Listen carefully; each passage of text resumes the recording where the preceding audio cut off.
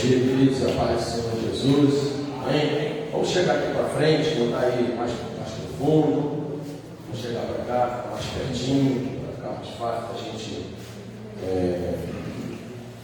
estar olhando ali um no outro. Bem, hoje nós vamos estudar a lição de número 6, como já foi dito, que fala sobre as armas espirituais. Uma lição extremamente importante, tendo em vista que a gente percebe que, com o passar do tempo, o cristão ele vai se esquecendo de algumas verdades, e ele vai se acostumando com situações, e ele se esquece que nós, a cada dia, travamos uma grande batalha espiritual. Então, muitos estão se esquecendo disso, porque a vida cristã tem se tornado mais assim uma questão social do que espiritual. Hoje, o estar em comunhão, quando eu digo em comunhão, é estar na igreja, compartilhando com os irmãos, experiências do dia a dia, tem se tornado algo assim que ficou em segundo plano, devido às demandas que a vida nos impõe. Então, a vida em comunhão na igreja, ela tem se tornado algo que tem ficado em segundo plano, porque nós estamos, quando eu digo nós, eu me incluo também, tá? Se nós não lutarmos contra isso, a gente vai deixando com que as coisas vão preenchendo todo o nosso tempo, chegando ao ponto de nós irmos perdendo a vontade, o desejo, o amor pelas coisas de Deus. E isso é uma batalha espiritual. Por quê? Semana passada nós estudamos sobre os 3 inimigos do cristão. Lembra? Então foi falado dos 3 inimigos do cristão, que é o quê? A nossa natureza humana, que está prefigurada na nossa carne, Satanás e o mundo.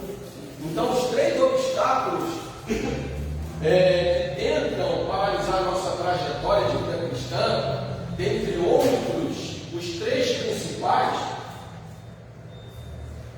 são esses: a nossa natureza humana, ou seja, nossas vontades, nossos projetos pessoais, nossos conceitos, tudo aquilo que envolve a nossa natureza humana caída. E o diabo se aproveita disso, ele é o tentador. Então a Bíblia diz que não vem tentação nenhuma a alguém senão humana, quando somos atraídos e engodados pela nossa própria natureza humana. Então o diabo se aproveita da nossa natureza humana e ele lança dardos contra nós. E se nós permitirmos com que esses dardos eles penetrem na nossa mente, no nosso coração, a gente vai aos poucos, gradativamente, porque a frieza espiritual não acontece da noite para o dia, não. Você não vai dormir cheio de fé e acorda sem fé, não. Isso é um processo. Assim como a santificação é um processo, a frieza espiritual também é um processo. A gente não percebe. A gente vai deixando as coisas acontecerem e quando nós vamos ver, perdemos a fé. Então nós falamos semana passada sobre esses 3 obstáculos, 3 inimigos do cristão. E hoje nós vamos falar sobre as novas armas espirituais, ou seja, aquilo que Deus tem nos dado para que nós possamos vencer esses inimigos do cristão e podermos, como diz o título principal da revista, continuarmos a carreira que nos está proposta. É uma carreira, é uma caminhada. Eu disse aqui várias vezes e repito, a vida cristã é uma corrida de 100 metros. Você emprega toda a força. Já viu a corrida de 100 metros? O cara se concentra, Você já olhou quando a câmera pega os olhares de um atleta que ele corre 100 metros? Já percebeu a concentração que ele fica? Porque se ele perder um segundo na largada, ele perde a corrida, né? Só que a vida cristã não é esse tipo de 100 metros. Você já viu aquela corrida de 400 metros, 800 metros, que cada corredor corre, dá uma volta, né? Também não é essa. A carreira da vida cristã é uma maratona.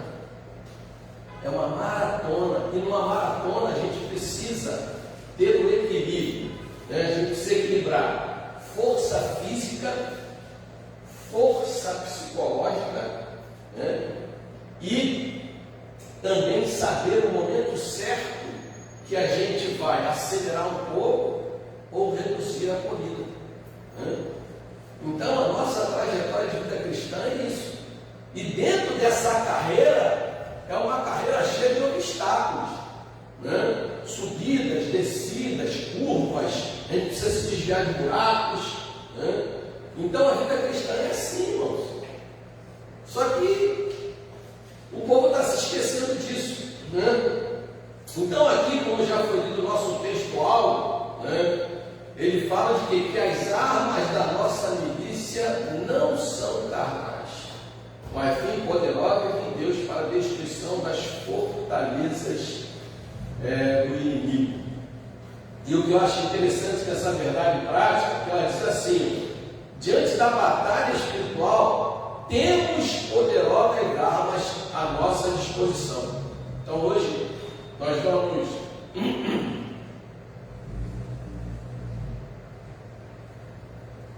passar uma pincelada rápida com todas aquelas armas espirituais de Efésios 6, mas nós vamos focar em cima das três principais, que é a disposição, né? As armas que estão à disposição da gente, que é a palavra de Deus, a oração e o jejum.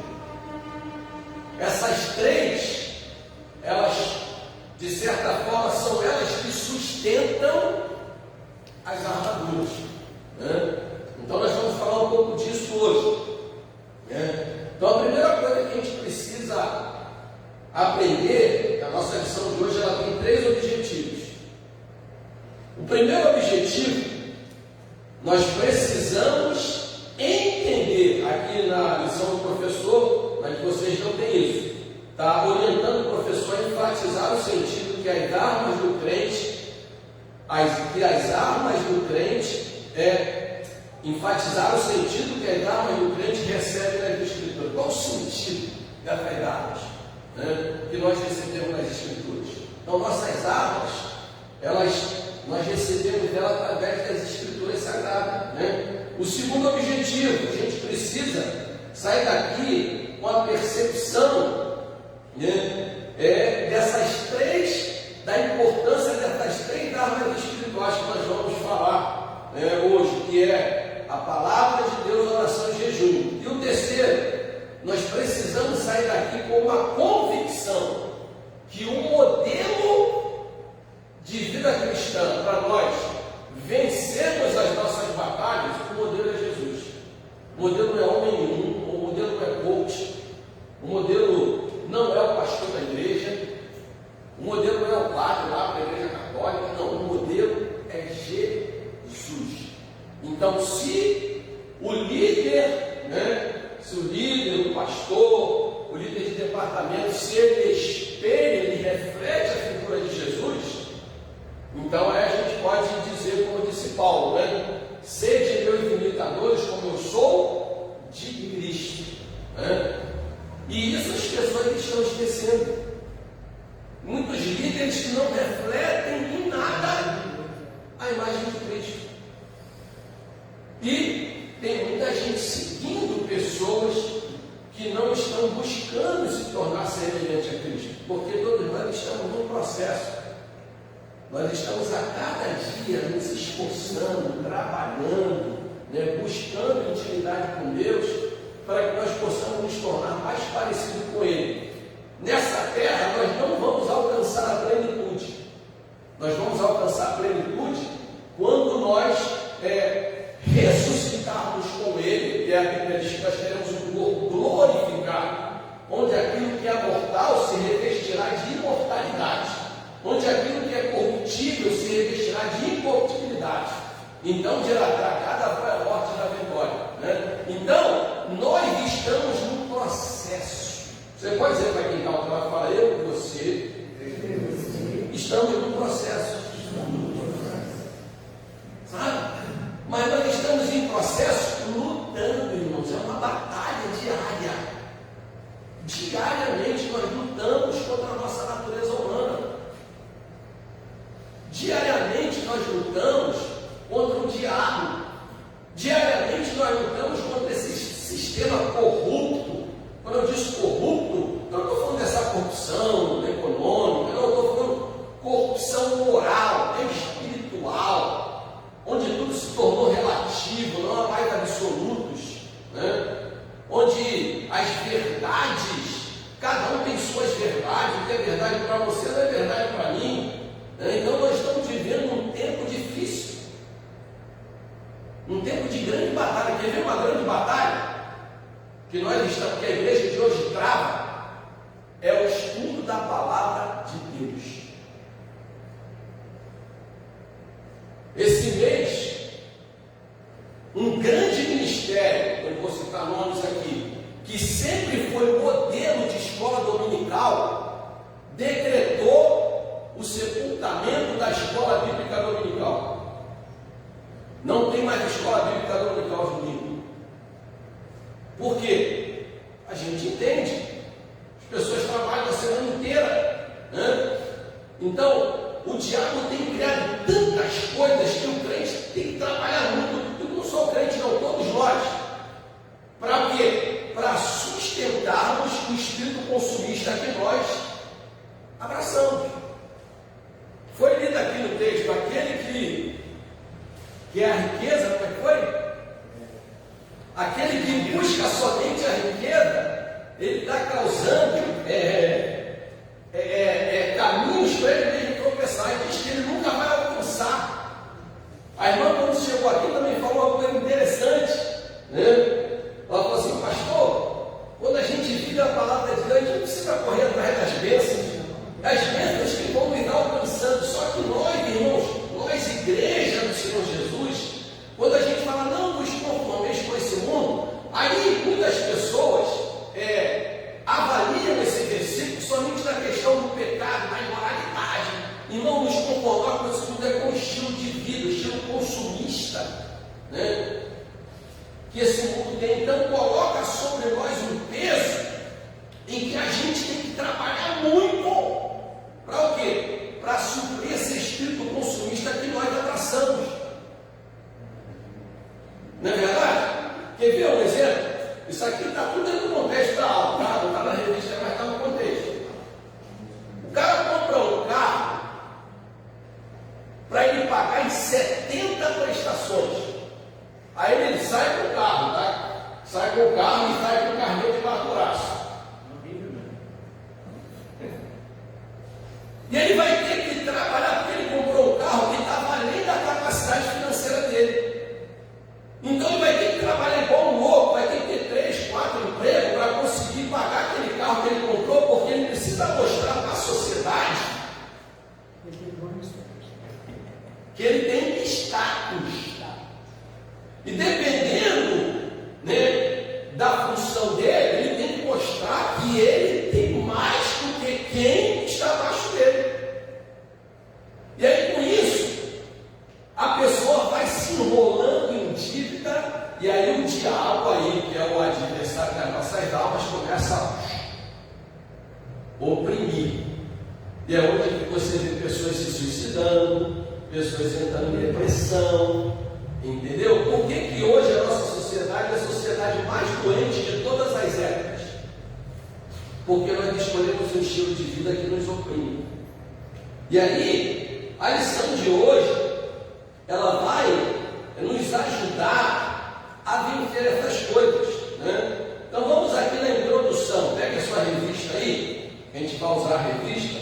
Eu gosto muito de slide também, sabe? Eu gosto muito, mas às vezes o slide chama um pouco a Eu digo o compromisso do crente de estudar a revista. Ah, domingo vai estar tudo projetado lá, então, né? Então vamos aqui na revista. Diz assim, introdução. Na lição anterior, como eu já disse, estudamos a respeito de 3 opositores que se mostram como obstáculos de nossa jornada: o diabo, a carne e o mundo. Nesta lição enfatizaremos 3 armas, isto é, recursos espirituais que todo crente precisa lançar mão diante dos obstáculos da jornada: a palavra de Deus, a oração e o jejum. Desde o início de nosso andar com Cristo, estamos diante de uma batalha espiritual, eu já falei, que só terá fim quando? No momento do arrebatamento da igreja para o céu, ou quando nós fomos chamados para estar com Cristo. Essa batalha só vai acabar com o arrebatamento da igreja, ou quando nós fomos chamados para estar com Cristo.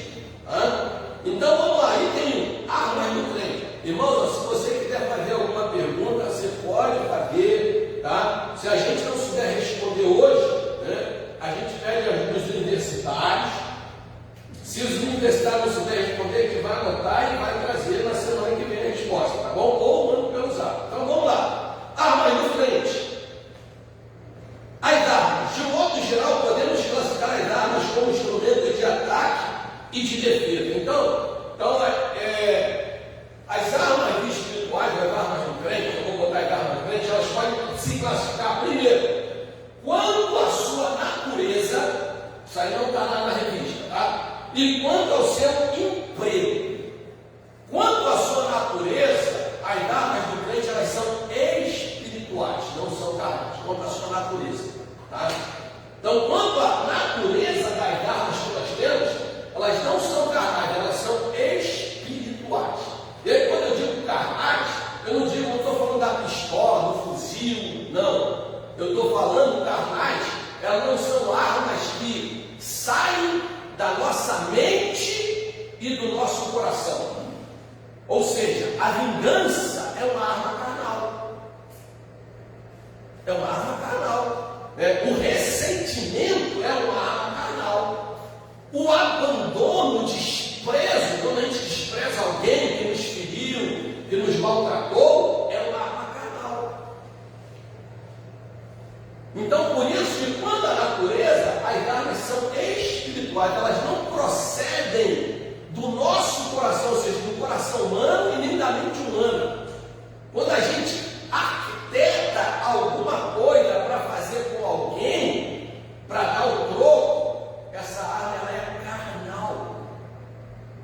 Sabe, quando alguém faz alguma coisa que você fala, se eu pego esse desgraçado, isso é carnal. Quantos de nós, irmãos, eu não estou fora não, tá? Eu não estou aqui pagando de santarrão, sabe? Eu sou melhor do que vocês, não é nada disso. Que vocês passam até um impasse, algumas áreas mais, outras menos, mas de vez em quando não dá vontade de dar uma sapatada em algumas pessoas, não dá? Ou só comigo?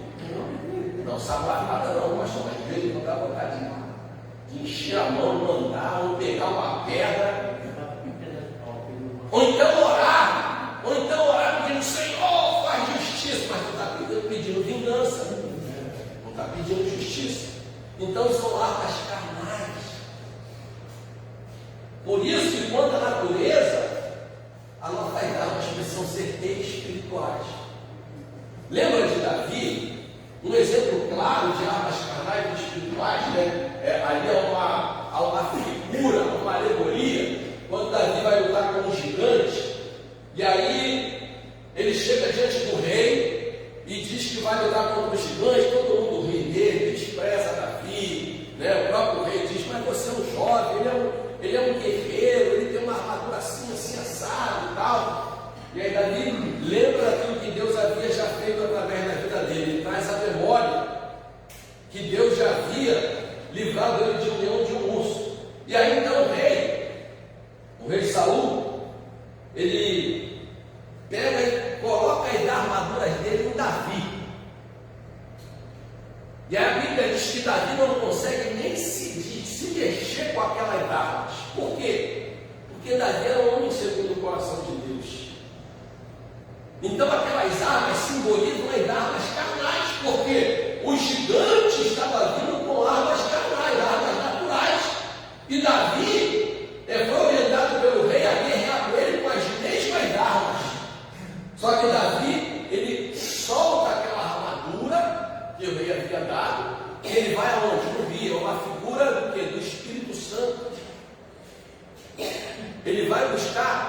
pedrinhas. Que aí você depois vai entender que ele pega lá 5 pedras que representam as armas espirituais. O capacete da salvação, a couraça da justiça, o cinturão da verdade, o escudo da fé, a palavra de Deus. Então ele deixa as armas naturais para guerrear com armas espirituais. Né? Você pode me ajudar nessa aula? Fala aí, vamos guerrear com armas espirituais. Vamos guerrear com armas espirituais. E aí então, quanto à natureza, as armas são espirituais. E quanto ao emprego? Aí está na revista. Quanto ao emprego, elas são de ataque e de defesa. Né? Então a gente sempre vai ter armas para nos defender e nos atacar. Mas você vai perceber uma coisa muito interessante aqui, que você vai ver o seguinte: nós temos mais armas de defesa do que de ataque. Né? E às vezes, irmãos, na vida cristã, a gente precisa ter essa percepção. Às vezes, não sempre, que a gente precisa ser mais resiliente. Então, quando a Bíblia mostra que nós temos mais armas de defesa do que de ataque, é porque nós precisamos ser mais resilientes, nós precisamos ser mais longânimos, nós precisamos ser mais perseverantes, nós precisamos ser mais misericordiosos, sabe? A gente não pode tomar decisões baseadas em momentos, em circunstâncias em que nossos sentimentos estão aflorados. Eu já tomei decisões com meus sentimentos aflorados e eu quebrei a cara. Então hoje eu deixo passar um pouco aquela ira.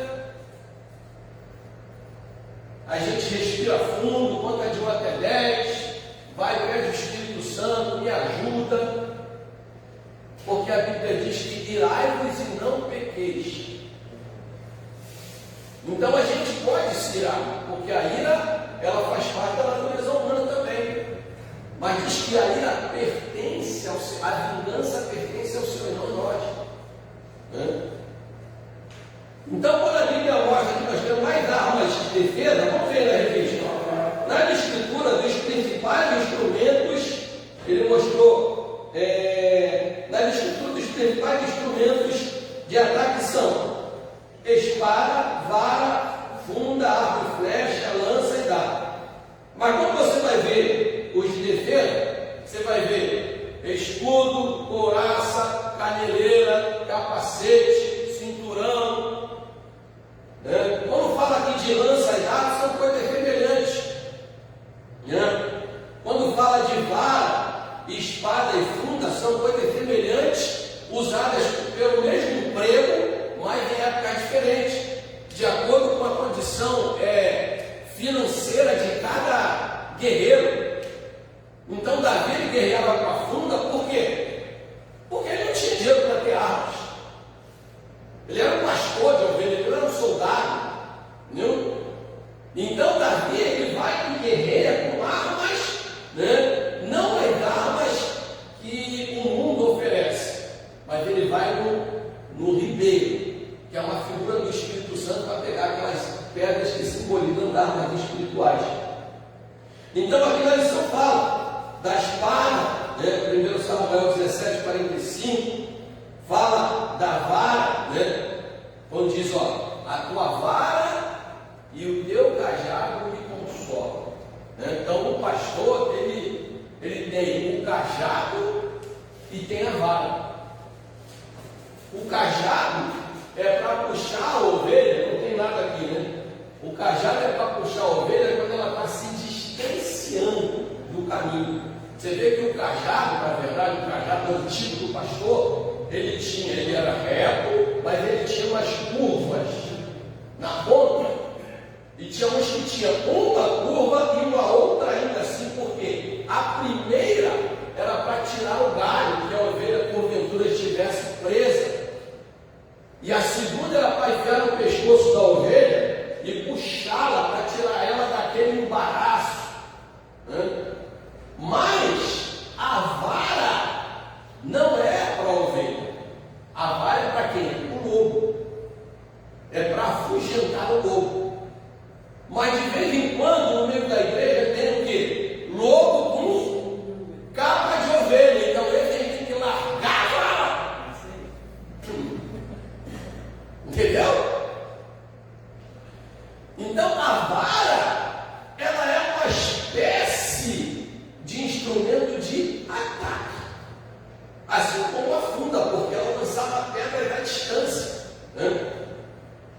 Do arco e flecha, a mesma coisa. Então está lá em 1 Samuel, perdão, no 2 Reis 15, fala da lança, Josué 8,18, fala do dardo, e aí depois vem falando dos de defesa. Né? Lá em Efésios 3,16, que fala do escudo da fé, para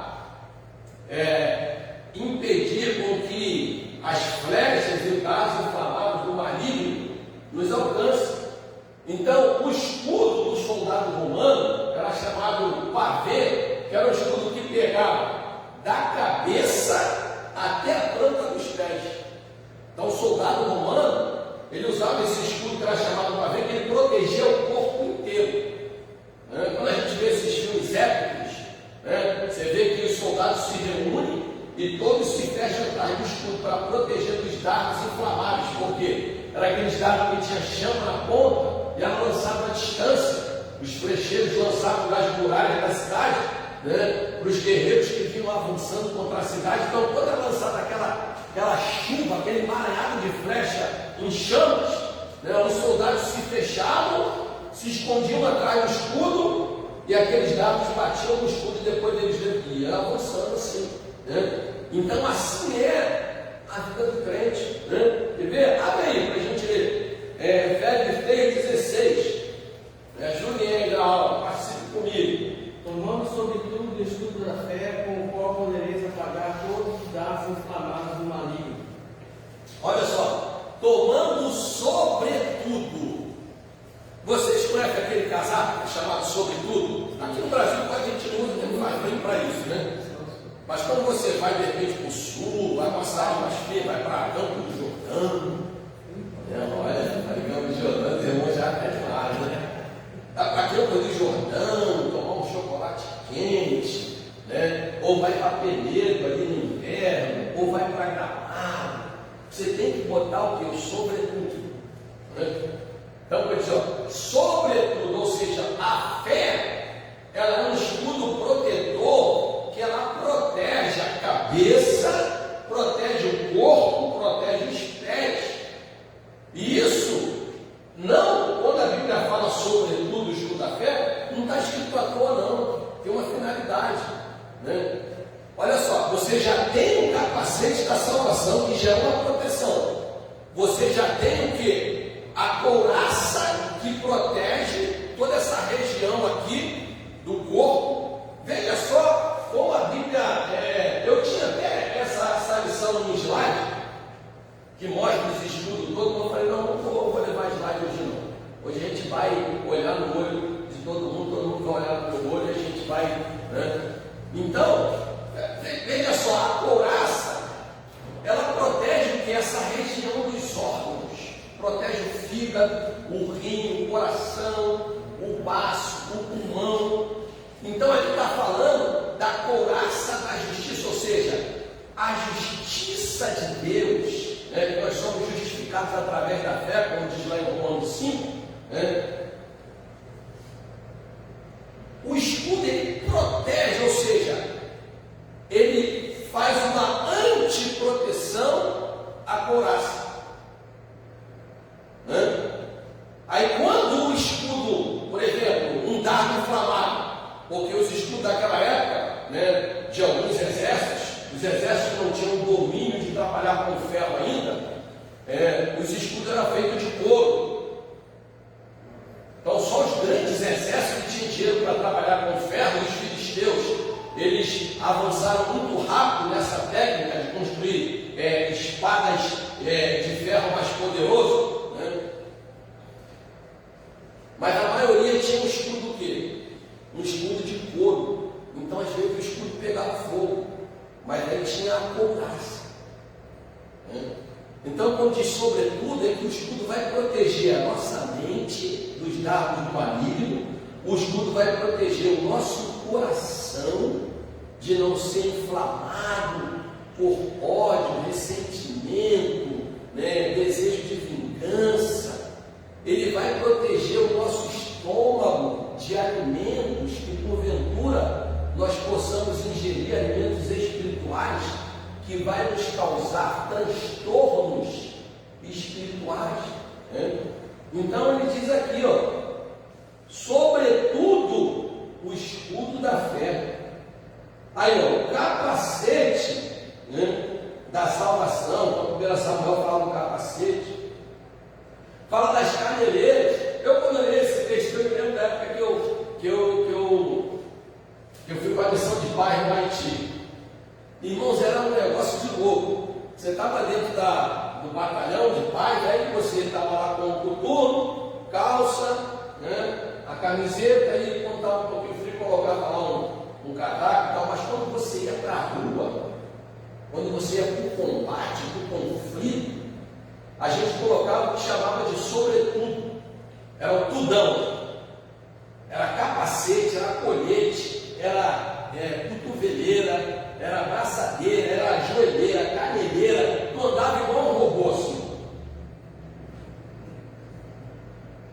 E ainda tinha pessoal que usava arma, ainda saía com o fuzil e com a pistola. E dependendo da função do cara na missão, ele ia com a metralhadora. E aí o capelão, eu ia com a Bíblia. Eu tinha uma Bíblia pequenininha assim, tem até hoje ela, Aí eu botava dentro do meu coldre de pistola, colocava o uniforme no coldre e botava a Bíblia.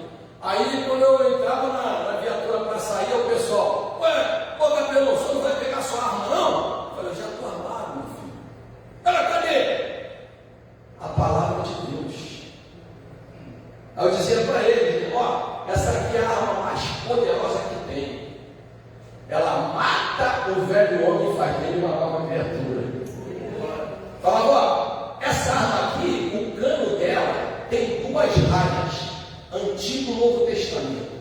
Raias são círculos que tem dentro do cano da arma que faz com que a munição gire com uma velocidade imensa para alcançar o alvo. Eu falei, são 2 raias, Antigo e Novo Testamento. O meu carregador, eu tenho um carregador do meu fuzil, é a 20, o meu vai mais de 5.800 e tantas munição. Então os versículos de quando eu disparo sobre o coração do homem, ele vai atingindo o coração, vai matando a velha criatura e vai fazendo ele novo. Pastor, então o senhor está mais armado que a gente mesmo. O único que saía desarmado era eu. O meu chefe, até o general comandante, falou, capelão, você tem que ir armado. Eu falei, já estou armado, comandante. Então as armas do cristão. Então diz assim, e eu lembro disso. Então, irmãos, e o crente, ele tem que estar o tempo todo com tudão, porque ele está toda hora no fronte de batalha, toda hora no teu trabalho, na rua, às vezes no seio da parentela, no momento social. Você tem que estar o tempo todo armado. O militar não larga a arma dele para nada. Vai dormir, dorme agarrado com a arma. Está sentado, a arma está do lado. Está comendo, a arma está cruzada, a bandoleira está na frente, a arma está nas costas. Ele não larga a arma para nada. E o crente, ele larga a arma toda hora. E aí então, vamos lá. Aí diz aqui, essas armas, estou aqui, não tem uma ainda. Essas armas eram usadas pelos exércitos antigos, bem como pelo exército de Israel, com a diferença de que este era instado a colocar sua confiança no Senhor. Salmo 20, versículo 7. Ou seja, usavam as armas, mas a confiança deles precisavam estar no Senhor. Abre a Bíblia aí, Salmo 20, versículo 7. Alguém lê para mim aí, por favor.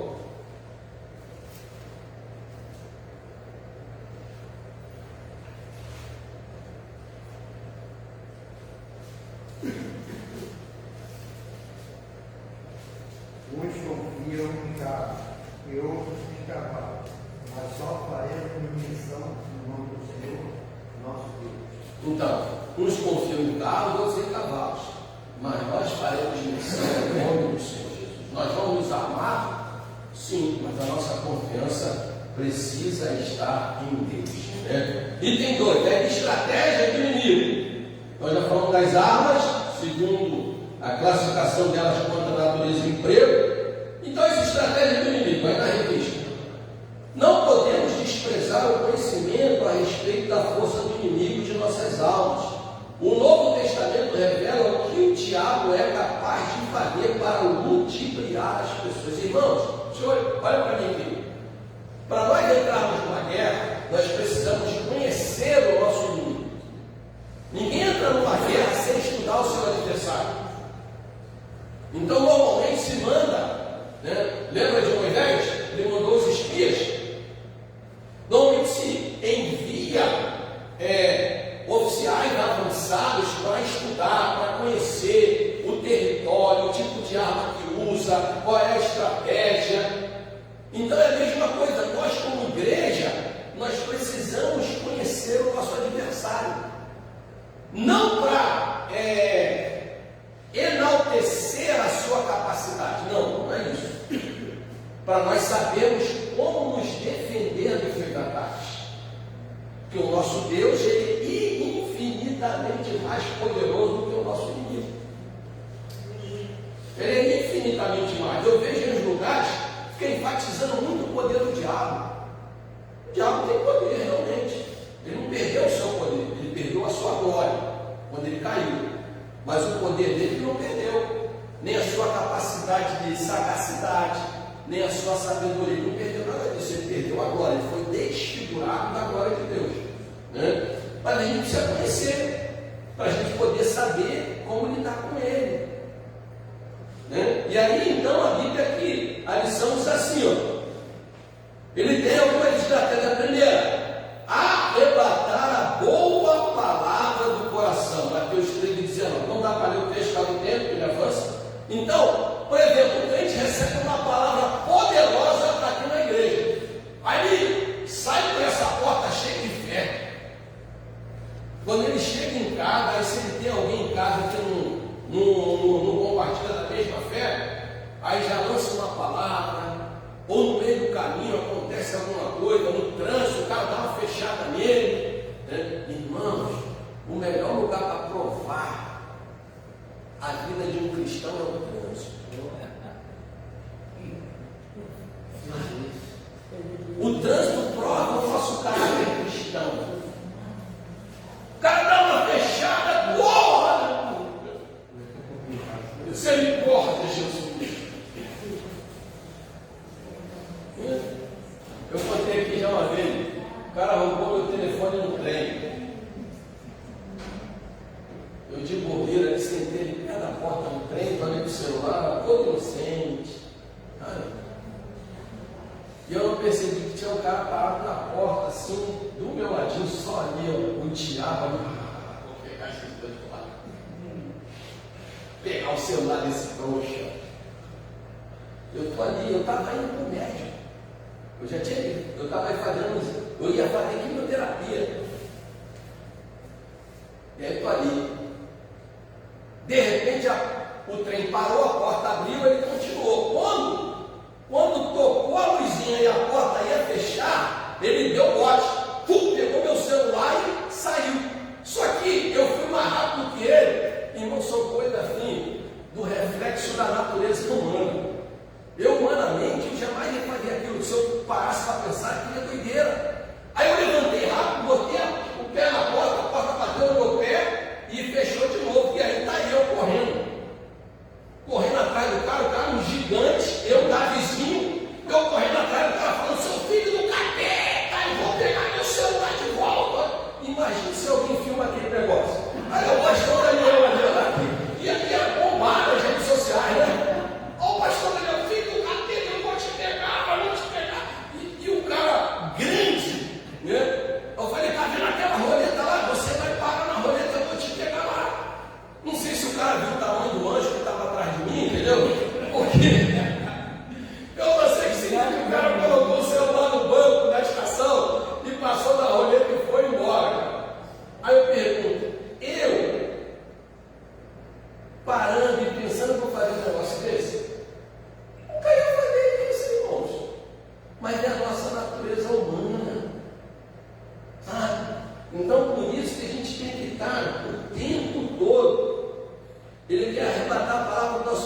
cristãos hoje, ele quer buscar altas posições com mentiras. Ele quer fazer a gente, ele faz promessa de lugares altos, sabe, para as pessoas, para que elas, percam o verdadeiro sentido da vida cristã. Ele não fez isso com Jesus. Ele chegou, Jesus colocou o quê? No pináculo do templo, a posição mais alta da igreja. Aí, está lá em Atos 5,3. Usa pessoas para nos trair. Então veja, as nossas armas não são carnais e nem tampouco a nossa guerra é contra pessoas, mas ele usa pessoas. A gente precisa identificar, e ter o discernimento de que quando uma pessoa está sendo usada pelo adversário, a gente não vai retalhar a pessoa. A gente vai orar e repreender aquele espírito que possa estar influenciando aquela pessoa. E deixa eu dizer uma coisa aqui para vocês. O diabo, ele age de 3 formas na vida de uma pessoa.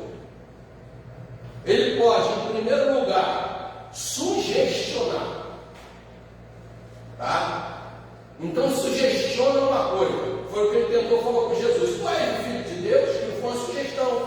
Se tu és o Filho de Deus, transforma essa pedra em pão, com uma sugestão. Ele quis colocar em xeque a certeza de que Jesus era o Filho de Deus. Ele sugestionou. Então, de vez em quando, ele sugestiona a gente. Ué, tu não tem fé? Por que você está doente? Tu não é crente? Tu não é dizimista? Por que você está desempregado? Por que você está passando por esse processo? São sugestões. Se a gente vai dando legalidade a essas sugestões, a gente passa para uma outra etapa. É a etapa de quê? Opressão. Então, primeiro, ele sugestiona. Se a gente vai dando legalidade às sugestões, ele começa a nos oprimir. Então, de sugestão passa a opressão, ou seja, ele começa a te apertar para que você faça coisas que estão fora do seu domínio, do seu controle. É onde as pessoas se suicidam, é onde as pessoas abandonam a fé, onde os casamentos se rompem. Opressão. Então, essas duas fases, sugestão e opressão, ele pode exercer sobre um crente lavado e remido pelo sangue do Cordeiro. Um crente pode ser sugestionado, um crente pode ficar oprimido pelo diabo sem ter legalidade, mas a terceira etapa, que é a possessão, ele não pode possuir um crente, porque o crente que está nele é o Espírito Santo. E até cientificamente falando, 2 corpos não podem ocupar o mesmo lugar no espaço. Então, se eu e você estamos cheios do Espírito Santo, ele pode até algumas vezes nos sugestionar, ele pode até tentar nos oprimir, mas possuir jamais, porque nós somos habitação do Espírito de Deus. Então é isso que nós precisamos entender. Então, continuando, ele usa pessoas para nos trair. Lucas 22, 3 e 4, quando fala da traição. Ele escraviza algumas pessoas, ele enfraquece a fé do crente, ele engana com doutrinas demoníacas, 1 Timóteo 4, 5. Então, queridos, essas são algumas estratégias dele. Então, nós precisamos estar apercebidos a isso. Quando ele começar a agir, estou te vendo, hein? Estou te vendo. Você não está me enganando, não, eu estou te vendo. Lembra quando Pedro chegou para Jesus, quando Jesus falou que ia morrer? Ele falou: não, Senhor, jamais o Senhor vai fazer isso, eu não vou permitir. Ele falou: aparta-te de mim, Satanás. O que é Satanás? A palavra Satanás significa adversário. Adversário. Então, naquele momento, Pedro estava sendo um adversário. Ele foi influenciado. Ele foi sugestionado pelo diabo. Então vamos lá. Não por acaso o apóstolo Pedro nos alertou a respeito da sagacidade do inimigo. Por que Pedro, em 1 Pedro 5,8, ele diz: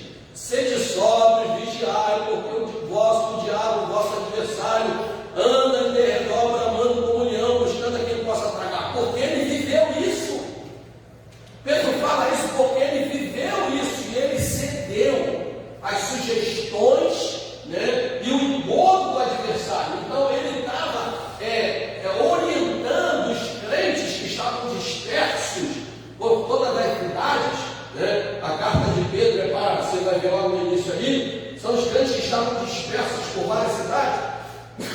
Então ele deixa a orientação, só faltou ele falar o seguinte: olha, tomem cuidado porque eu caí nesse engodo.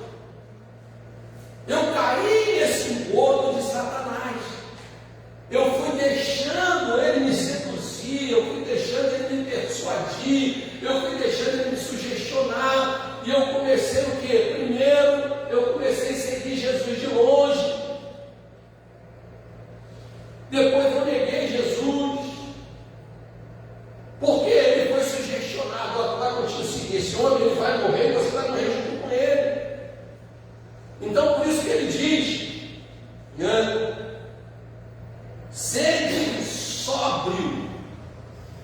O que é uma pessoa sóbria?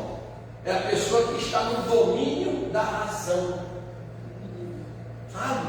Ela não está influenciada por sentimentos. Aqui, sobriedade está falando sobre isso. Dentro de um contexto mundano, né? Sobriedade também fala sobre esse domínio da razão, mas ele não está dominado por nenhum tipo de droga.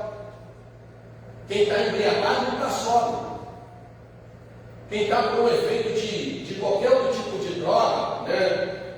Ele não está sóbrio. Aqui Pedro está falando sobriedade em relação à espiritualidade. Você esteja no domínio da sua razão, segundo aquilo que Deus já falou com você.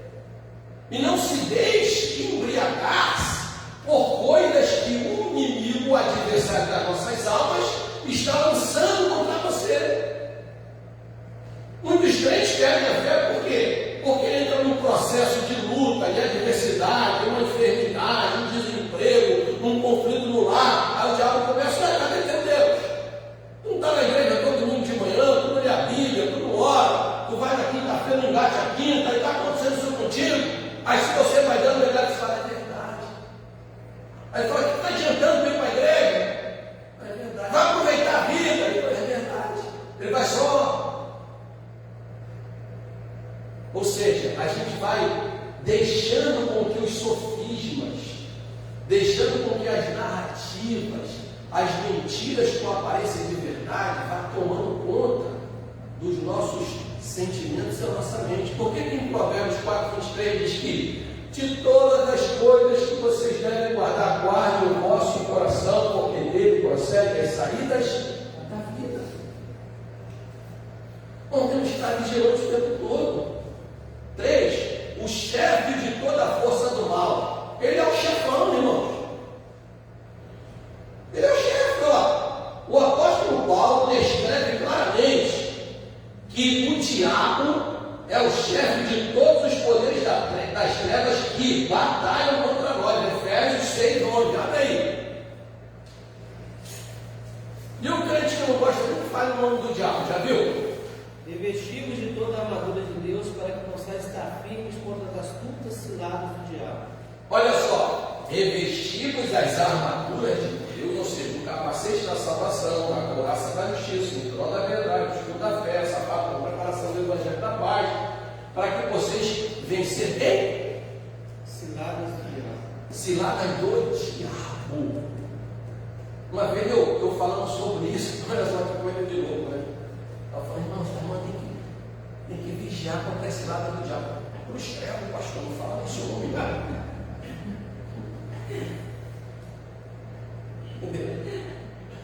Como é que está os crentes de hoje? Já falei aqui, você fala um negócio: olha, não tem que orar, tem que vigiar, o irmão tem que buscar a paz do Senhor, porque ó, o inimigo está furioso. Bate na madeira. É os crentes de hoje. Então ele é o chefão da força do mal. Até mesmo o apóstolo gentil foi por vezes impedido pelo inimigo por meio de instrumentos humanos, quando ele foi impedido de fazer algo em favor do evangelho. 1 Tessalonicenses 2:18. Essa é uma das razões que o apóstolo punha Satanás como príncipe da potestade do ar. Efésios 2:2, né? Não dá para ler não, porque a hora está passando. O pastor fala demais. Então, depois você vem cá, destacando ainda a sua força e autoridade na hierarquia do mal. O diabo é denominado de o Deus deste século. Vamos ler esse versículo aí, né? O Deus com D minúsculo, tá? Um suposto Deus. 2 Coríntios 4:4. Se alguém achar antes de mim, pode ler, por favor. Nos quais o Deus deste século cegou os entendimentos dos incrédulos para que eles não respondessem à luz do Evangelho da glória de Cristo, que é a imagem de Deus. Então, ele está falando, ó, se o Evangelho ainda está encoberto, é porque o Deus deste século, Satanás, está encobrindo a mente das pessoas para compreender a verdade do Evangelho. É ele que age na mente das pessoas. Mas nós não, irmão, nós temos as armas de Deus, nós temos o capacete da salvação, a coraça da justiça, o cinturão da verdade. Aí diz aqui, portanto, não podemos ignorar que o inimigo tem um reino organizado com seus servos, emissários, principados e potestades. Ele é organizado, mas eles têm um problema. Eles são organizados, mas eles são vaidosos. Então esse é o perigo. Por isso que o diabo tem atacado na liderança da igreja a vaidade. Sabe? Você quer ver um crente vaidoso e dá um carro para ele. O irmão é uma bênção na igreja. Eu não esqueço da igreja que eu pastoreava. Mas é uma bênção na igreja. Bênção e tal, não sei o quê. Aí, trabalho de oração. Num trabalho de oração, esse negócio de botar mesa na frente, cadeira de Moisés, começou uma briga para quem assentava nas 3 cadeiras que tinha ali. As pessoas começam a se achar melhor que as outras, só porque recebeu um cargo.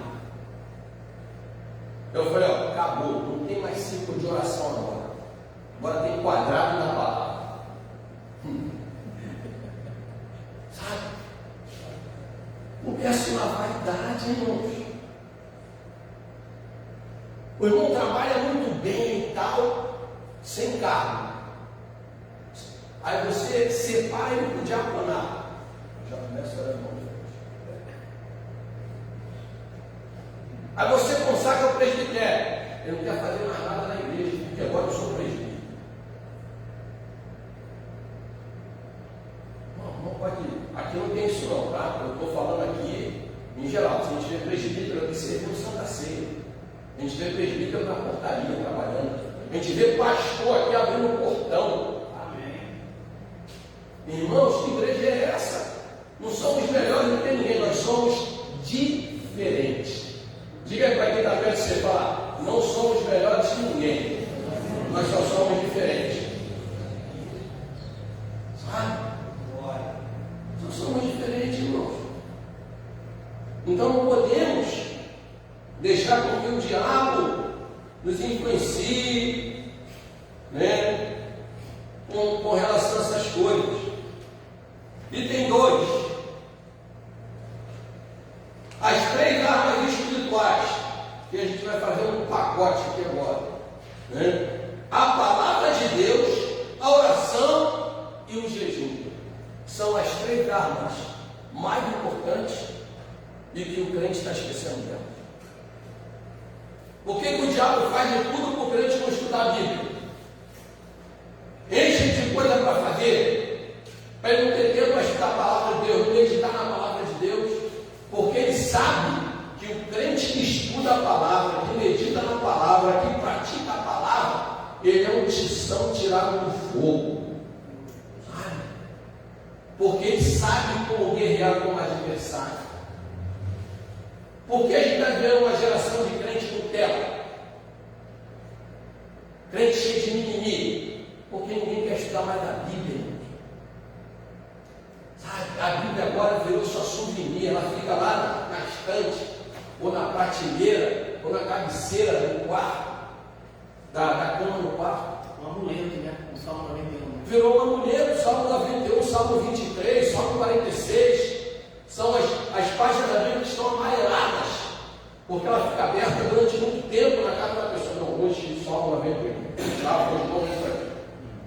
aquele que habita no esconderijo do Altíssimo. Uma semana, a Bíblia aberta em Salmo 90. Oh, glória! Aí na outra semana, Salmo 46. Deus é o nosso refúgio e fortaleza. É uma semana. Coisa está feia, está faltando as coisas. Salmo 23. O Senhor é meu pastor. Nada me faltará. E o resto da Bíblia? Então, irmãos, nós estamos vivendo essa geração. Pastor, Pode falar. você falou uma coisa muito importante no início sobre a arma espiritual, que a maioria das armas são para defesa, né? E a palavra de Deus, que é a espada, ela é tanto de ataque como ela defende. Isso, é isso aí. Já a gente ia falar isso agora aqui, que a gente está na palavra. Então, por isso que o crente precisa, irmão, da palavra. A Bíblia diz lá em poucos bem-aventurado aquele que lê, ouve e guarda as palavras dessa profecia, porque o tempo está próximo. Irmãos, entenda isso. A palavra de Deus, como é que Jesus venceu o diabo lá no deserto? A palavra, irmãos. O diabo, e o interessante é que o diabo usou a palavra contra Jesus, quando falou: ó, lança-te daqui abaixo, que você dará ordem aos seus respeito, ao que está no Salmo 91. Usou o Salmo 91 para derrubar Jesus. Usou a palavra. Mas Jesus, ele é a palavra. E nós precisamos conhecer a palavra. Aí o que Jesus respondeu para ele? Nem só de pão viverá o homem, né? Mas de toda a palavra que procede da boca. Quando ele mandou lançar, ele falou assim: também está escrito. Ou seja, você pegou uma parte da palavra, recortou e tentou me testar, criando uma heresia, mas também está escrito. Aí olha só como Jesus respondeu para ele, forte: não tentarás o Senhor teu Deus. Mas já esqueceu que eu sou Deus? Jesus disse para ele: o Senhor teu Deus, eu sou o teu Deus também. Sou eu que ordeno tudo na tua vida, eu só permito você fazer algumas coisas, mas eu estou no controle de Jesus. Disse para ele, na entrelinhas. Entendeu? Ele quis fazer que Jesus desse espetáculo. Sabe? Ué, antes daqui abaixo vai dar um show. Se Jesus pulasse, ia acontecer exatamente o que ele disse. Os anjos iam colher Jesus. Só que ele ia estar fazendo o quê? A vontade do diabo. E não de Deus. Deus não mandou ele ficar dando espetáculo. Era o início do ministério dele. Lembra que quantas vezes ele fez milagres e falou: ó, enquanto não conta para ninguém, porque era o momento de ser revelado ainda. Entendeu? Então ele trabalha nessas áreas. É a concupiscência dos olhos, concupiscência da vida, é a soberba da vida, é a concupiscência da carne. Ele trabalha nessas duas dimensões. É o que nós vemos, é o que nós desejamos, né? E é o que o mundo oferece para nós. Então a gente tem que estar atento a essas coisas, né? Então é a palavra, irmãos, né? Mateus 7, 24 e 25 fala daquele texto. O homem que pratica essa palavra vai ser o homem prudente, que vai edificar sua casa sobre a rocha, vai soprar vento, vai correr rio, vai cair a chuva, mas a casa não vai ser abalada. Sabe? Então o crente que tem uma vida balizada na palavra, quando eu falo crente balizado na palavra, não é um crente que conhece um monte de texto bíblico, não. Porque até o diabo conhece a Bíblia. É o crente que o pouco que ele conhece, ele pratica, ele vive. Ou ele se esforça para fazer aquilo, que nem sempre a gente consegue fazer, mas a motivação dele é fazer aquilo que o Senhor orientou, aquilo que o Senhor ensinou. Então, quem se rende à palavra de Deus experimenta a influência frutífera da verdade divina. João 17, 17, que eu acho que diz: santificai-vos na verdade. 2, oração. Irmãos, falar em oração é diferente, muito diferente de praticar uma coisa de oração. livros escritos sobre oração, o poder da oração, a oração e a sua eficácia. Só que a igreja de hoje não ora. A igreja de hoje ora pouco, os líderes oram pouco, porque os pastores estão com tantos compromissos dentro do contexto de agenda da igreja, que ele não consegue tempo para orar. Entendeu? A igreja não ora. A igreja não busca. E orar é o quê? É falar com Deus, eu tenho intimidade com Deus. A palavra é Deus falando com a gente, a oração é a gente falando com Deus. Eu aprendi com um pastor que foi meu mentor, que me consagrou ao ministério, o saudoso pastor José Santos. Ele dizia: muita oração, muito poder. Pouca oração, pouco poder. Muita oração, intimidade com Deus. Pouca oração, pouca intimidade com Deus. Muita oração, santificação. Pouca oração, a carne vai doendo na gente. Sabe? Mas também não adianta, né? Porque a gente também fala muito de oração, e tem crente até que ora muito. Mas quando ele fica de pé, ele não coloca nada em prática daquilo que ele orou. Então não adianta nada a gente passar horas de oração, se quando a gente fica de pé, a gente não pratica nada daquilo que a palavra nos ensina e que nos orienta. Então aquele tempo de oração vai ser um tempo desperdiçado. Pastor, como é que pode, né? Porque a oração tem suas características. A oração ela tem que ser feita com fé. E aí fé aqui não é só você verbalizar. Não, eu tenho fé. Não, nós demonstramos a nossa fé pelas nossas atitudes. Lembra de quando Jesus disse para aquele homem: nunca vi fé tão grande em Israel? Mas como é que Jesus viu a fé daquele homem? Quando ele tomou uma atitude, que ele foi lá falar com Jesus, queria que Jesus fosse para casa, queria que Jesus fosse lá orar pela sua filha, ou pelo seu servo, não lembro agora exatamente a passagem, pelo servo, era o centurião. E aí, ele falou assim: olha, Senhor, eu sou autoridade, eu sei o que é autoridade. Quando eu mando meu servo fazer alguma coisa, ele vai e faz. Só que a sua autoridade é maior do que a minha, o senhor não precisa ir lá. Basta o senhor liberar uma palavra que o meu servo será curado.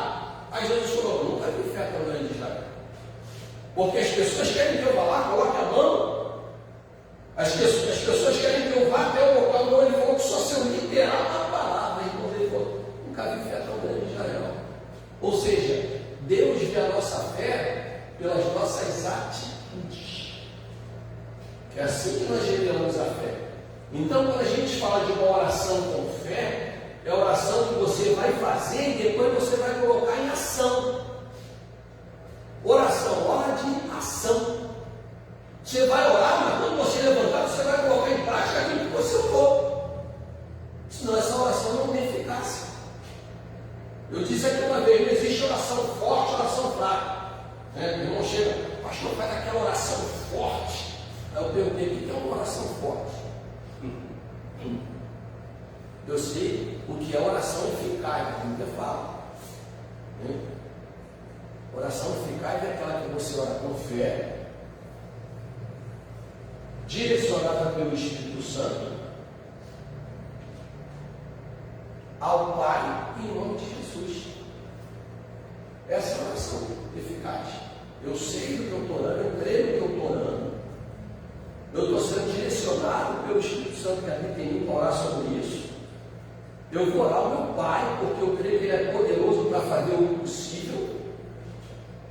E eu peço no nome de Jesus, porque foi Ele que pagou o preço pela minha vida. Oração eficaz é essa. Então tem gente que ora muito, mas veja pouco. Por isso que a Bíblia diz que tem que orar e vigiar. Né? E Jesus era um homem de oração. Né? Jesus era um homem de oração.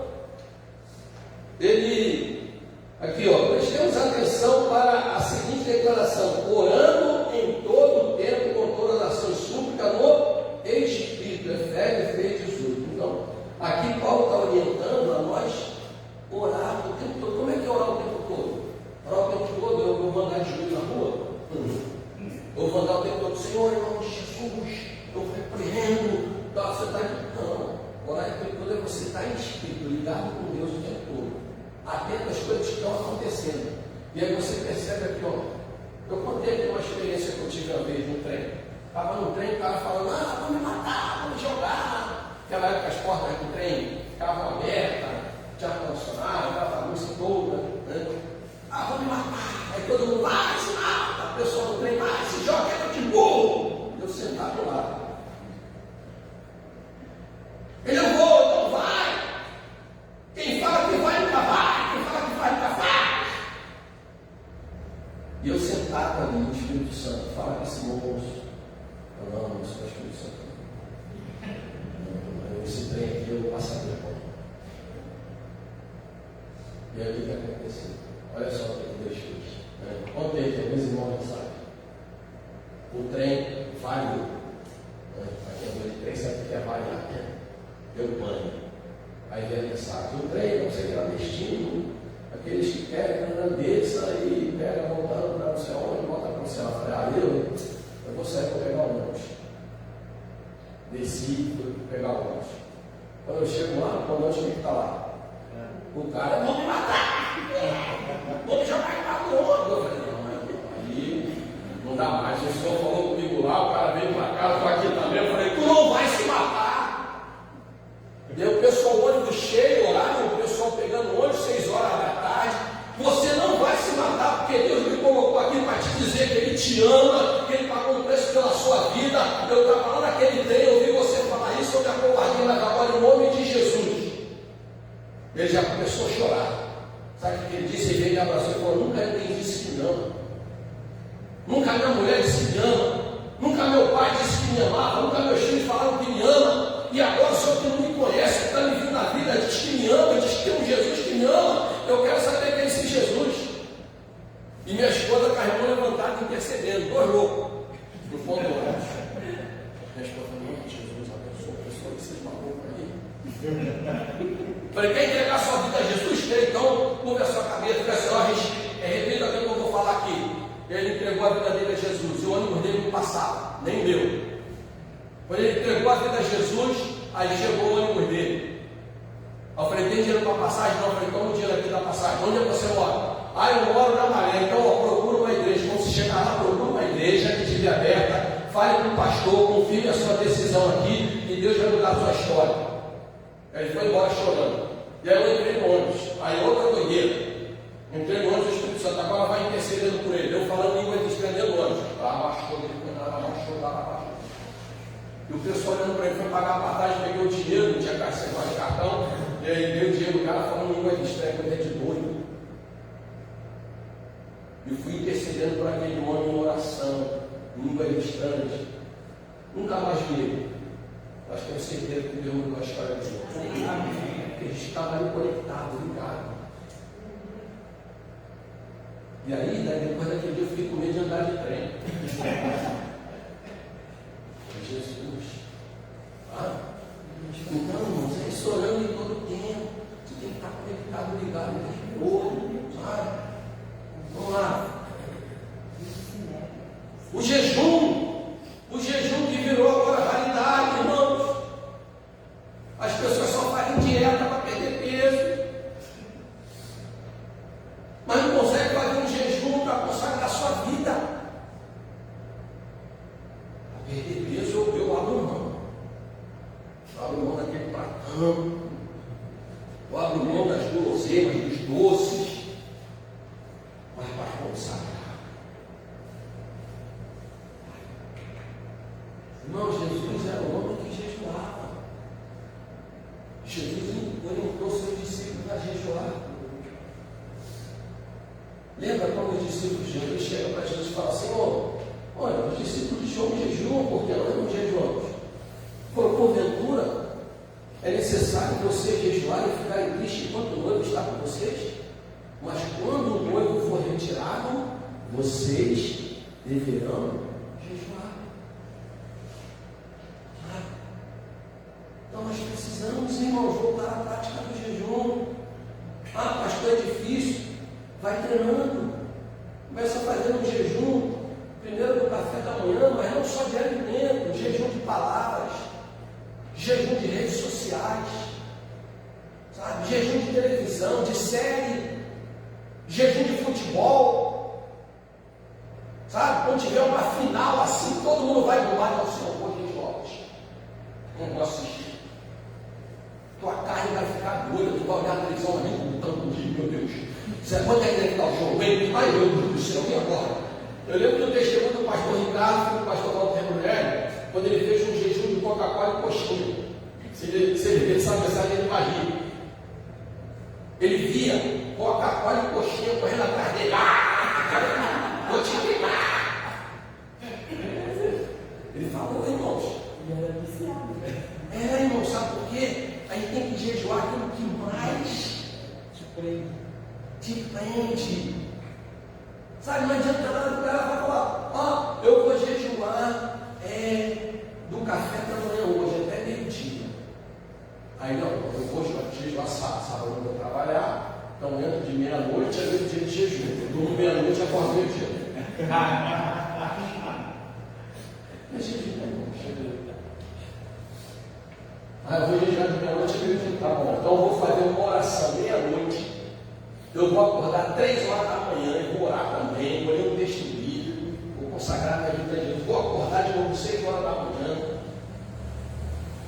E depois de meio-dia eu vou entregar esse propósito de consagração da minha vida, mortificar minha carne.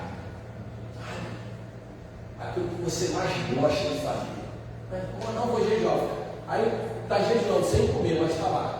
Vou botar a série que vai pegar, vai começar 9 horas da manhã, vai terminar meio-dia. Vários capítulos da série, estou jejuando. Então Jesus, ele jejuava. Então olha só, esse ato é usado no contexto de busca de uma orientação divina. Então tem vários propósitos do jejum: buscar uma orientação divina, buscar uma consagração, uma intimidade maior com Deus. Sabe que quando nós jejuamos, nós mortificamos a nossa natureza humana e deixamos o Espírito Santo fluir na nossa vida. Você fica mais sensível à voz de Deus, sabe? Então entenda isso. Deixa eu correr aqui, já está terminando o meu tempo. Então Jesus jejuou, Mateus 1,4, seus discípulos jejuaram e ele ensinou seus discípulos a fazer isso depois que ele fosse embora. A igreja primitiva, ela jejuava, Atos 13:2, quando foram separar Paulo para a missão. O apóstolo Paulo também jejuava por ocasião do seu ministério. 2 Coríntios 6:5, 8:27. Logo, o jejum tem um valor glorioso para a vida do crente, pois é um ato que nos auxilia a ter mais intimidade com Deus. Por último, Jesus Cristo, nosso modelo. Então, vencendo o diabo com a palavra, vivendo em oração e vivendo em jejum. Então, Jesus é o nosso modelo de emprego dessas 3 armas. O próprio Deus encarnado, ele usou as 3 armas, né? Ele empregou a palavra no dia a dia, né? A nossa leitura prática fala dos 2 momentos aqui cruciais. Quando ele usa a palavra contra o diabo e quando ele usa a palavra, Isaías, quando ele chega dentro do templo e ele se revela a quem estava no templo, não na sinagoga, desculpa. Ele chega na sinagoga e se revela como filho de Deus. O Espírito do Senhor está sobre mim, porque ele me ungiu a quebrantar os contritos de coração, a anunciar o ano aceitável do Senhor, a dar liberdade aos cativos. Então ele se revela como aquele que foi prometido e a sua tarefa, né? Então Jesus, ele é o nosso modelo. Meu pastor não jejua, mas Jesus jejuava? Não vou jejuar. O líder do meu departamento não jejua nem ora, mas eu vou orar e vou jejuar. Entendeu? Porque o seu modelo é Jesus. O meu modelo é Jesus, o nosso modelo é Jesus. Aí você fala, pastor, e aquele texto diz: imitai a fé dos vossos pastores. Então, se o seu pastor é um homem de fé, você vê nele um homem de fé, então imite a fé do seu pastor. Entendeu? Então, vamos lá. Então, eu falei que Jesus era o modelo, vencendo o diabo com a palavra, vivendo em oração. Jesus se retirava para orar. Então, irmãos, tem momentos que nós precisamos parar tudo. Então, a gente ora em todo tempo, como diz Tessalonicenses, orando, orar sem cessar, mas tem um momento que tem que parar tudo. Para tudo. Está uma confusão, para tudo. Vou orar, vou falar com Deus. Hoje eu vou fazer isso. Vai criando o hábito da oração.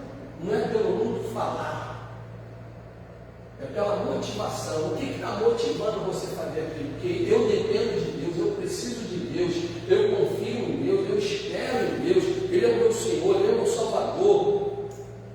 É isso que vai fazer a diferença na minha e na tua oração. Eu já fiz tudo o que eu podia, não consigo mais, então vou lá falar com Deus. Senhor, tem misericórdia da minha vida. Ultimamente minhas orações não têm sido assim. Senhor, me ajuda, tem misericórdia, me dá sabedoria, Senhor. O que eu tenho que fazer nessa situação? Oh, meu Deus, eu não consigo ver uma saída, me mostra. Ultimamente nem peço nada para Deus. E já faz bastante tempo. Porque o que eu tenho recebido de Deus é muito mais do que eu mereço. Eu não era nem para estar aqui vivo. Eu estou aqui. Deus tem me dado uma família linda. Sabe? Graças a Deus, eu tenho uma boa condição financeira independente de igreja, eu não vivo de dinheiro de igreja. Não sou contra quem vive, quem foi chamado para viver, né, da obra, do ministério, recebendo do ministério. A Bíblia dá resposta para isso, mas eu não vivo de dinheiro de igreja. Eu estou aqui porque eu amo a palavra de Deus, eu amo fazer a obra de Deus. Eu entendo que ainda é tempo para isso. Então, ultimamente, só tenho pedido em favor das pessoas, em favor dessa igreja.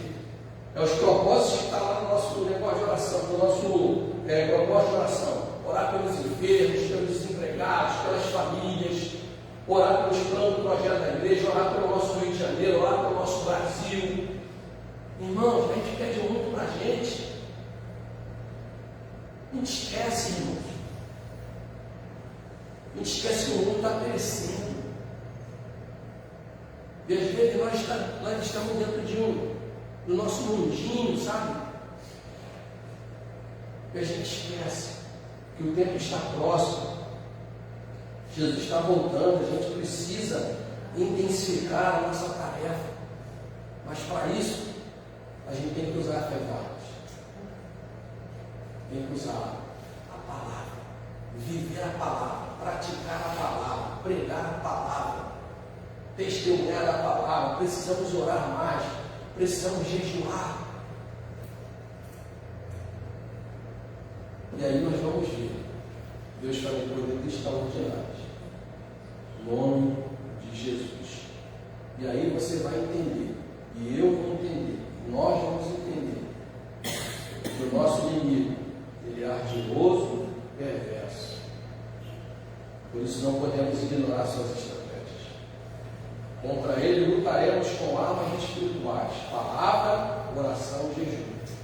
Essas armas promovem crescimento e fortalecimento para a nossa vida ao longo de nossa jornada espiritual. Assim, segundo o modelo da vida de nosso Senhor Jesus, que fez uso dessas armas, podemos vencer as estratégias do inimigo. Então, queridos, vamos não só falar de oração, vamos não só falar de palavra, vamos não só falar de jejum, vamos fazer isso. Vamos fazer isso, porque todos nós temos um compromisso com Deus. Então, a mensagem de orientação sai do altar, mas nós precisamos colocar em prática. Em nome de Jesus. Amém? Deus abençoe a vida de vocês. vocês guardem essa palavra, deixem no livro gravado no coração de vocês e tenha certeza que isso vai proporcionar crescimento e bênção sobre a vida de cada um. Em nome de Jesus.